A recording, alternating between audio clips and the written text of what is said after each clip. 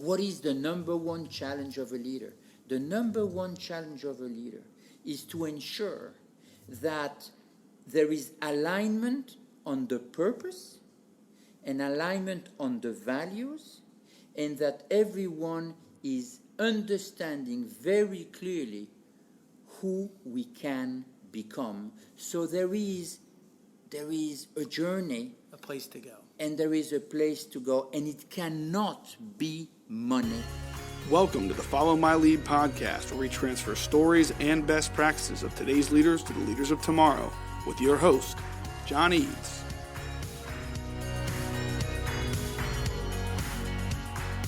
Hello, friends. Welcome to another episode of the Follow My Lead podcast. I'm your host, John Eads. You can find me on social media at John G. Eads. And today we're joined by the CEO of Sealed Air, Jerome Peribere. He joined the company as the COO in 2012 and moved into the CEO role in 2013. Sealed Air is a global leader in food safety and security, facility hygiene, and product protection that generates revenue of approximately $7 billion last year in 2015.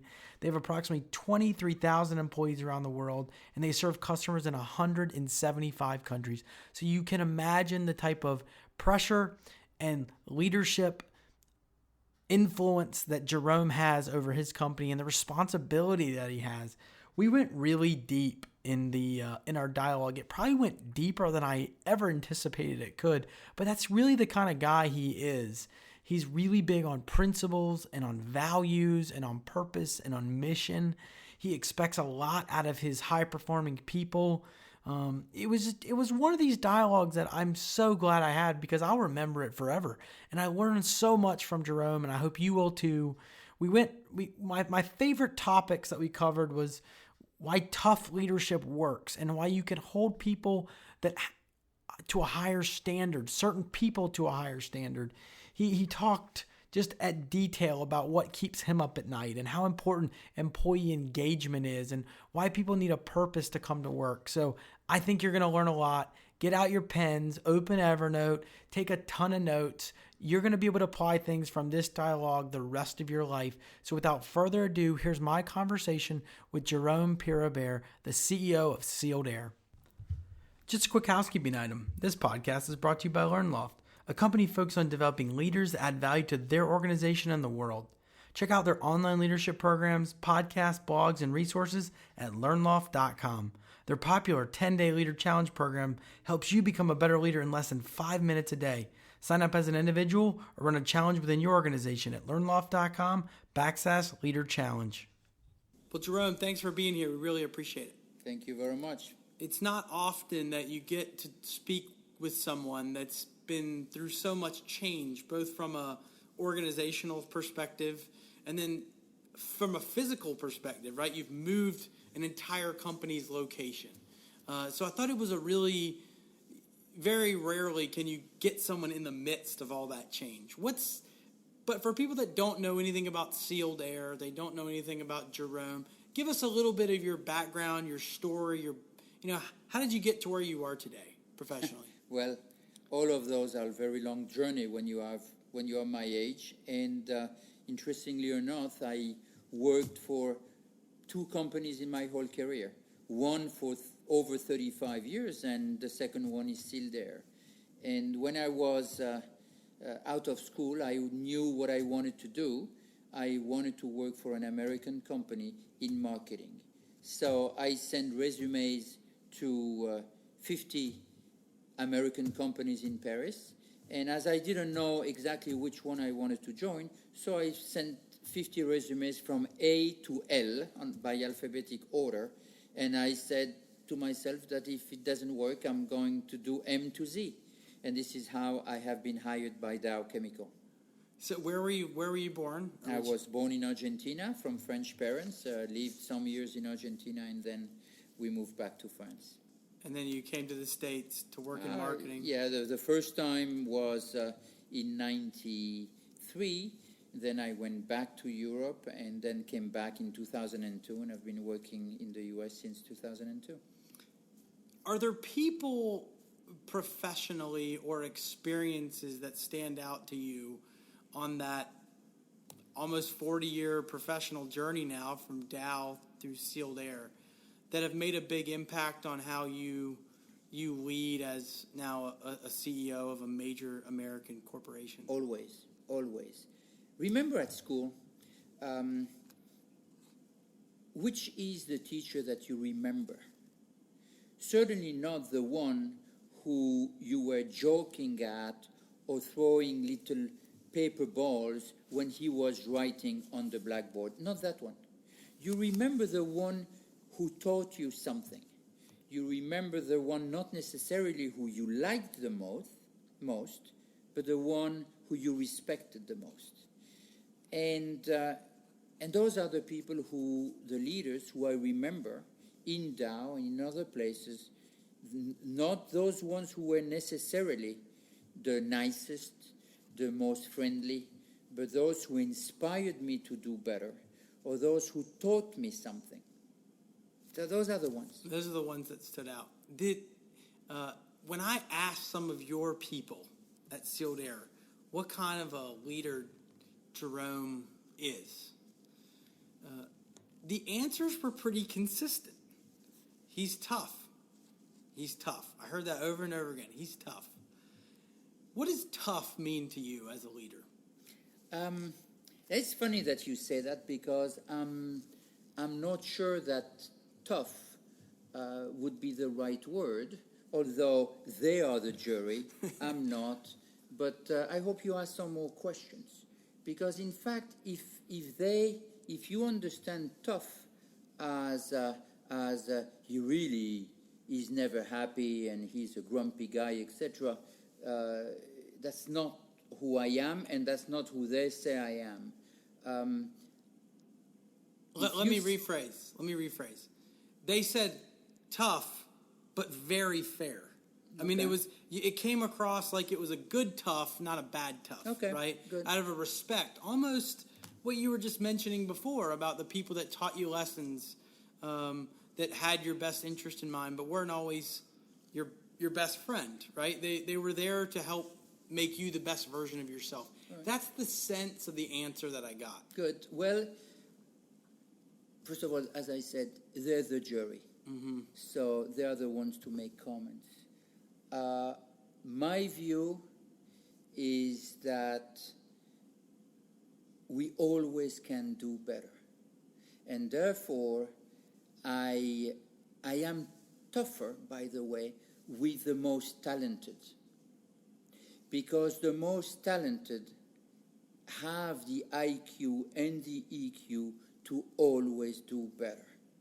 And actually, we wrote our core values, our mission, and our vision a year after I started in the company. Actually, we published them in 2013, and we just wrote our core competencies. And because we have completely transformed under my leadership, Sealed Air from a company which was having so-so performance into one which is aiming at being a great company, and we're not a great company, but we are making extraordinary improvements to become, I can assure you that I have written or weighed in every single word of our vision, our mission, and our core values. And we just got into our core competencies, and we have 4. And one of them is called owner's mentality. The second one is customer obsessed. The third one is agile through adversity. And the fourth one is never totally satisfied. So that comment of never totally satisfied might be generating the comment that you heard on me, which is about his stuff.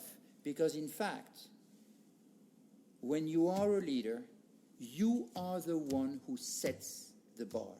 You are the one who says, okay, let's move on, or try again. Most of the times as a leader, you will find out that the first answer is never the right one.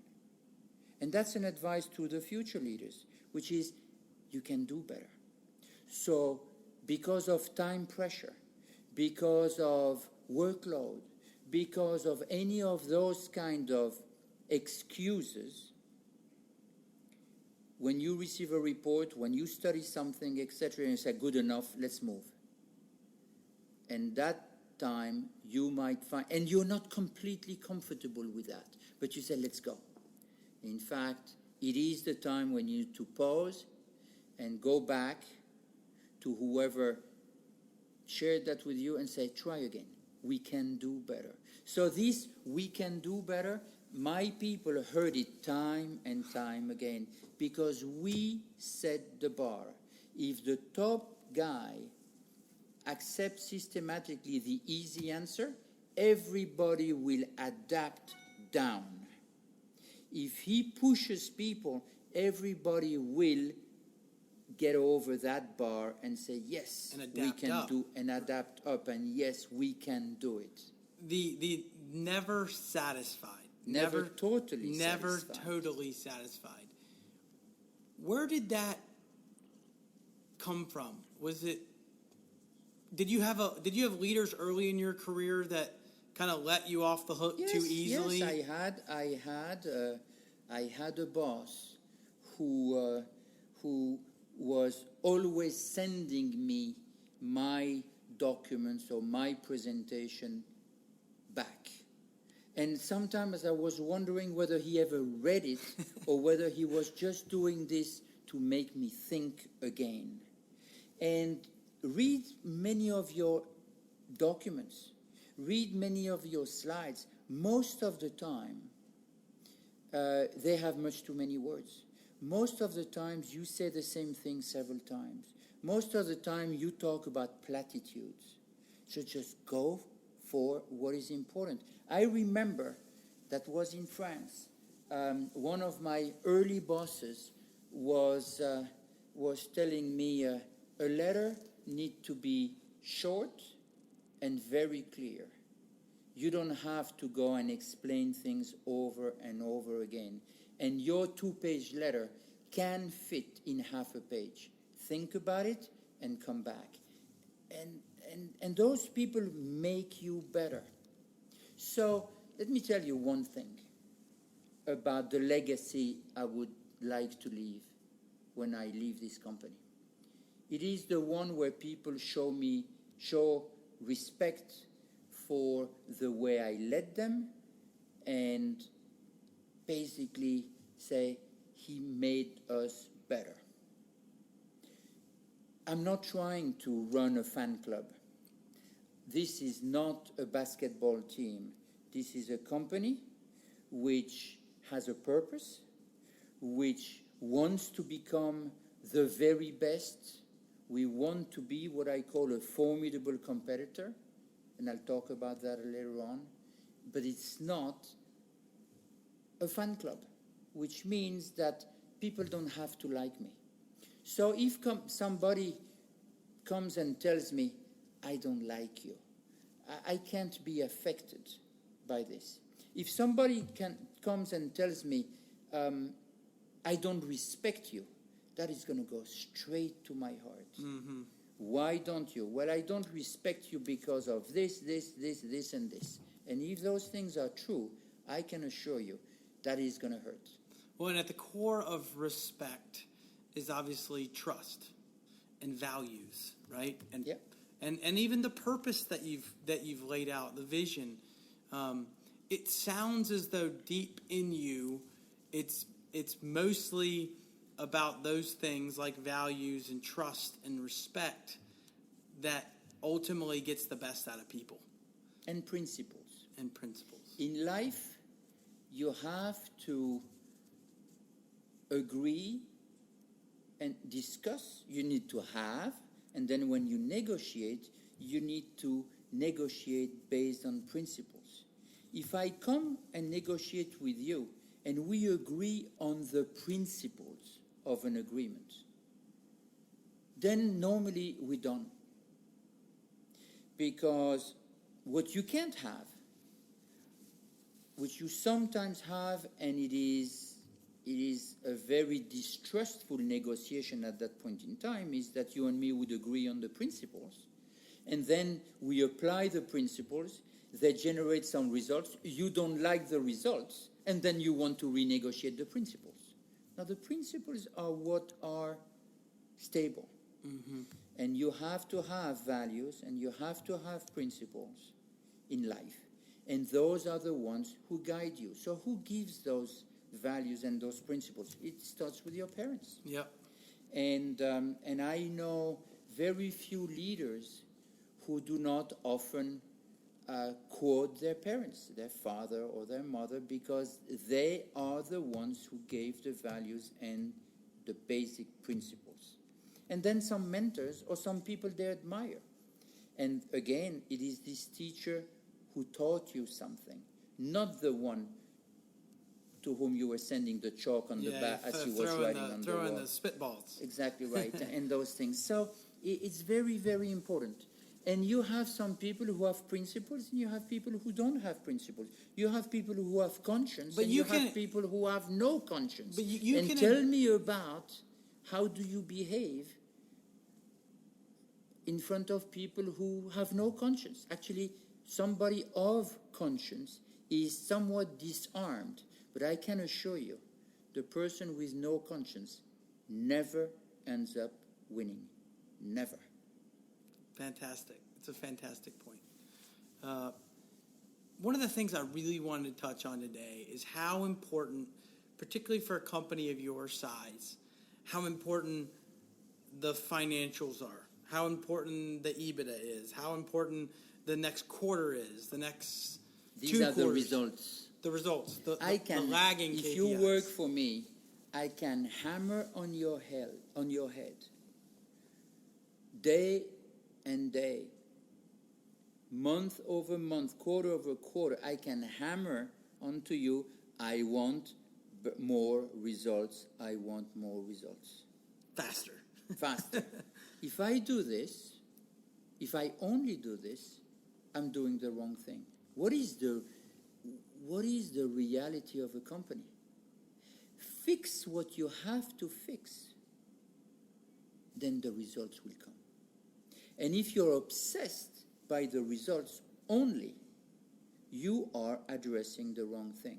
So if you work for me and you're not bringing the results,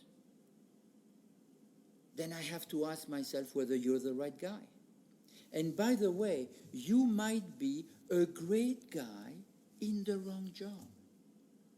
And therefore, you're going to feel miserable, absolutely miserable, because in fact, you don't have the job which fits you.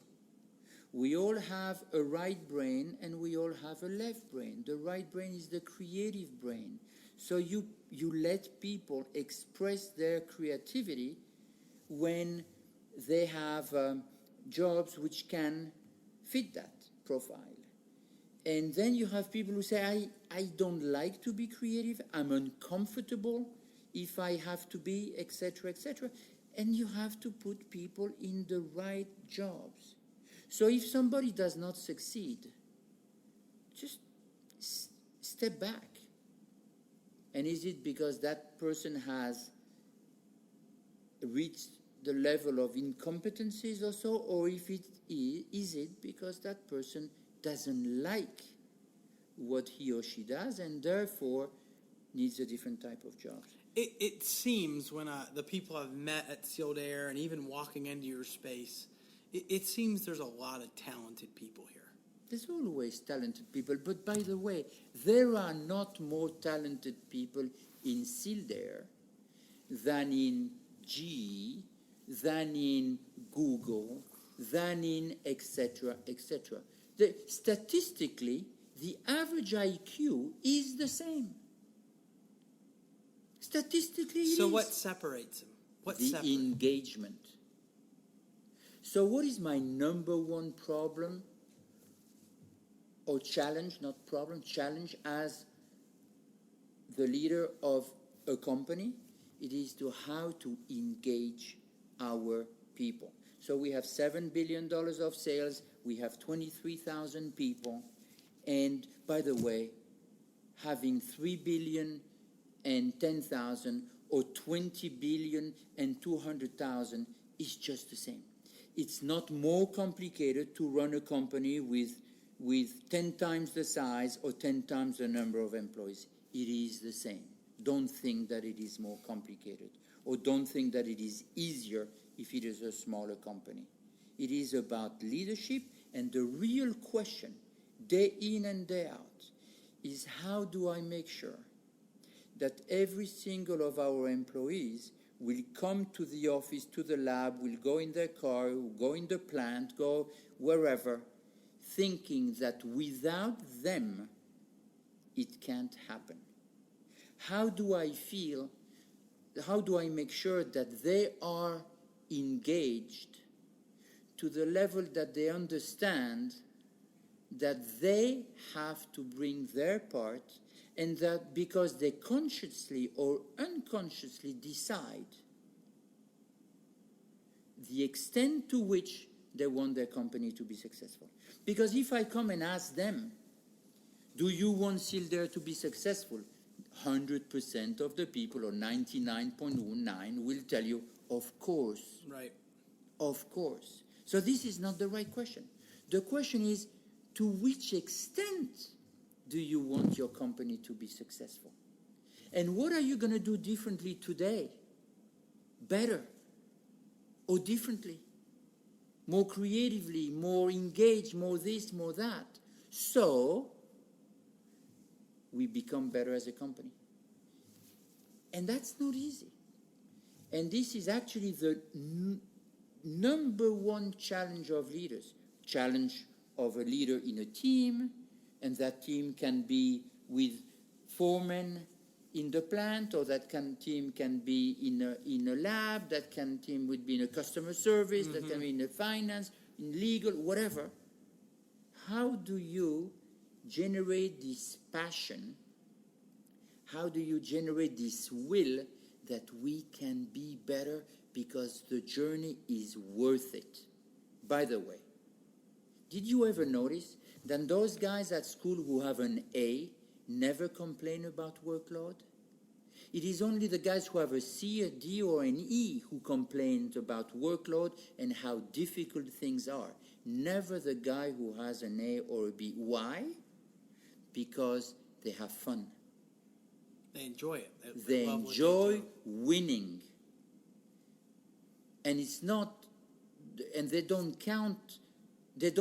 take this as work. They take this as a game on which they want to excel. Nobody told them to have an A. The guys who have an A, nobody tell them. Their parents never told them. It is the guy who have a C or a D who are told by their parents, you better improve. Mm-hmm. And then those guys are full of excuses. The teacher is not good. It's always somebody else's fault. Oh, it's always. The disclaimers are full. So how do you create an environment where there is no disclaimer? How do you create an environment where people own it? So then we come back to the core competencies. Owner mentality. And it says, disciplined in holding self and others accountable for honoring stretch commitments. And this brings me to the core values. I do believe in principles, because once you have everybody believe in principles and believe in the mission, then the whole work is done. Now you can take it for granted, but our core value number 1 is about ethics, and it says uncompromising ethics. Mm-hmm. And what does it say in there is every day we lead in with a conscious commitment to always do the right thing. Well, by the way, it goes without saying. But then the number 1 is very interesting because it also says courageous determination. And what it says is we are empowered to do what it takes to deliver our promise. We all make promises to each other. We make promises to our customers. Mm-hmm. We make promises to each other when we work in a team. And when we can't, or when we don't deliver on a promise, what do most of the people do? They have excuses. And this is why this core value number 2 says clearly, we are empowered to do what it takes to deliver on our promise. So I can't deliver on my promise. We are a member of the team. you need to step up. So the question I would have is, for many leaders that don't have this, right, that don't have this set of foundation, these principles, these values, and they haven't documented with their team, how did you go about doing that? They all have core values. Every single company has a vision, a mission, core values. What is the problem? They never refer to it, or it is tarte à la crème, which is me too, completed. Very often, you can go and read the mission of a company, and you say, oh, well, just change the name from Caterpillar to Google, and it's the same. Yeah. So you've got to make it resonate with the employees. I guess the question was, how did you, specifically here, having to turn around a company, and I'm sure you did an amazing amount of, or a lot of observing, right? When you first came on, I'm sure you watched and listened a lot before you came back with, this is the approach we're going to take. How did you go about specifically building the vision and the mission and the purpose here? Did you get your executive management team together? So we did some of that, and this is why age helps sometimes. And age helps because experience tells you things. And therefore, through observation that I could make when I arrived in this company, and through my own acquired experiences in things on which I believe, I just blended both, and we discussed about those in our executive committee. When I arrived, I saw that this company had a much bigger potential than it was expressing. And therefore I said, this company can really do better. And this is how we have changed so many things. Yeah. But then you want to anchor them into a few principles. Our mission is saying something which I think is absolutely extraordinary, because it tells you exactly who we are. And our mission says we reimagine the industries we serve to make the world taste better, feel better, etc. But the key words are we reimagine the industries we serve. So therefore, when you read our name and tagline, which is Sealed Air Reimagine, it means something. So what does it mean? It means that we're not here to push stuff onto our customers. We might invoice them products, but we sell them waste elimination. We sell them creativity based on knowledge to eliminate waste and create new value to our customers. Yep. So coming back to the earlier point, which is, what is the number one challenge of a leader? The number one challenge of a leader is to ensure that there is alignment on the purpose and alignment on the values, and that everyone is understanding very clearly who we can become. So there is a journey, a place to go, and there is a place to go, and it cannot be money only. Yep. Because I think the best of example of that, Jerome, in modern day, is the Tesla CEO and SpaceX CEO. Sure. He said, we're going to put a man on the moon by 2025. Right? That's his vision statement for SpaceX. And I think it gives the entire team something really big and hairy and audacious to go chase, right? And everyone in that company can get behind that. And it's far enough out there for them to really work hard to get there. I don't know if they'll ever get there, right? And I tell somebody else already got there. Well, I mean, personal spacecraft to Mars. Sure. But the idea is just, I love the fact that the number one thing a leader can do is values, purpose, mission, vision. Just getting those things right. You can't, as Bill McDermott said, those are a few things that a leader can't be forgiven for, right? A company is like an individual. A company's purpose cannot only be to make money. There's nothing wrong in saying that a company needs to make more money because the shareholders have choices. All right? And therefore, the purpose is to make more money. Fine. By the way, I have never seen a company who's trying to make less money. Right. All right? So that's one. But just the same way, the purpose of an individual cannot be only to make more money. Because the day you fall in love with money, you will never, ever have enough of it. So there needs to be something more important than that. Brilliant. Wonderfully said. Wonderfully said. Let's end on some fun stuff. We've talked about a lot of deep purpose, vision, mission. One of my favorite 2 questions to ask. What's the best investment you've ever made, personally, professionally? As you look back on your life, what's just the best investment you've ever made?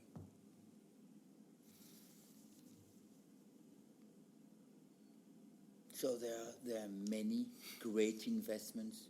The best one is probably having raised a family I'm proud of. And this doesn't come by coincidence, because it comes back to some values and giving the taste of effort and saying to your family members that this is a journey, that it's not a destination, it's a journey, and that you can always do better, and having fun at doing those things. It can't be about flagellation. It can't be this. You need to enjoy what you're doing. You need to have fun in doing those kind of things. So that's what comes to my mind. And it leads into the second question. What's harder, leading at work or leading at home? It's much harder to lead at home. The reason is that your credibility is established over 50 years. That's right. Much longer. And it's very important. The other big investment I made professionally in this is that I was ambitious. Actually, I have a story to tell you. When I accomplished 35 years at Dow, there was somebody who went to look at the HR files, and they found 2 of the interview documents that have served when I got interviewed 35 years before. So this was in Dow Chemical France and all of this, and they found it. And they gave it to me. And it's funny because I remember very well the names, and I remember those kind of interviews and all of this. And this was a form, and it was with ratings and all of this, and then comments. And there was one of the question was, what is one of the greatest assets of this of the candidate? And I was 22 years old. Yeah. And it was one of the interviews has written ambition, and then the line after that it was what is the biggest challenge that we're going to find with him? Ambition. and this is great, because it just tells you that you have to have ambition. You have to have the right ambition. I think it's great to be ambitious, but it needs to be a balanced ambition. You know what I look first when I look at somebody to hire? At his balance. Because you can't have people who are grinded by their ambition, because they're going to trip one day. So stamina and ambition are important. All of those things are very important. Balance is important. You seem like such a humble man. I mean, in a lot of ways, you have almost every reason not to be humble because of your professional success. Has humility always been something that has been important to you? It might have been some of those principles your parents taught you when you were young, or that you didn't taught your kids. But how hard has it been to remain humble through your profession? I have been told by my father in my family that that family cohesion and brotherhood were much more important than anything. I have been told that a career is something which needs to fit you. It's okay not to be willing to be at the top, because at the top it's very lonely. And if you are at the top, you have to be prepared to be very lonely. I have been told that it was good to have ambition as long as it doesn't grind you. I have been told that you shouldn't do to others in order to grow things that you don't want to see done to you. Mm-hmm. I have been told that if you do quality work, somebody will notice. And if you end up plateauing at a point in time, you have to be comfortable with this, because priorities in your life change. When you're 30 years old, and if you are ambitious, you want to conquer the world. Well, when you are 50 years old, you're not going to have that ambition, because if you haven't conquered the world, you're not going to conquer it from then on. And it's okay. It's okay. So there's not one model. There's not one model of leadership, because if there would be one, everybody would apply it. Right. There are many ways to lead. But at the end of the day, make no mistake, balance is the most important. So you're telling me that I seem humble. My wife doesn't tell me that I seem humble. My wife tells me sometimes you're big-headed and so. And one thing, there's a difference between being big-headed, which I hope I'm not, than being proud of what you have accomplished. I can assure you that when you are a young Frenchman hired in the French subsidiary of a very large chemical company, you can't have the ambition to end up in the executive committee as an executive vice president of that very same group. I never had that thought. I never thought it was something that I could have, and I was okay. And every time I was growing in this company, I was saying, this is unbelievable. This is unbelievable. And should I be proud of it? Of course. Should I aim at the next step? No, not necessarily. You should serve. My definition, and when I left almost every single of my senior leadership jobs, I told my successor in public, I said, you have one thing to make sure of, is that you will leave this job better than you found it. This is the best thing which you can do. Because, by the way, graves are full of irreplaceable people. So never be big-headed, because somebody will get you forgotten. And I have zero illusion about anything in a professional life, because, in fact, 6 months or a year after you left, everybody has forgotten you. They might remember you with one or two nice things that you will have taught them, but the new guy will have taken over, right. And but this is as good as that, and it's very well like some this. Of those principles that you talked about at the very beginning, yeah. The values, the principles, those things stick in people. So they stick provided you make them live. Mm-hmm. What is the number one problem of companies which don't have much engagement from their workforce? It is that the vision, the mission, the core values, the core competencies are just a piece of paper which is hanging in the conference room and that nobody reads. Right. So those are not even worth the paper on which they're written. So make sure that if you do believe in those, everybody believes in them, and therefore you need to repeat them, you need to share them, you need to ask whether your employees, whether they resonate, mm-hmm. because if they don't, you have wasted your time. Yeah. Well, I can't tell you thank you enough. It was fantastic. To get your perspective like today, it was just a real treat. And so we really appreciate it. I know the audience is going to love it, and we look forward to the success of Sealed Air in the Charlotte area. Thank you very much. This has been a great fun. Thank you.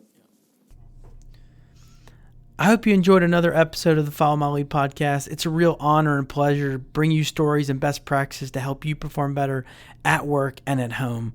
You can continue to educate yourself at learnloft.com. There's free resource section, as well as old podcast episodes, blogs, and even a free trial of our Getting Leadership Ready program, as well as our High Performance Leadership program to help you perform better at work. Until next time, remember, you don't need permission to lead.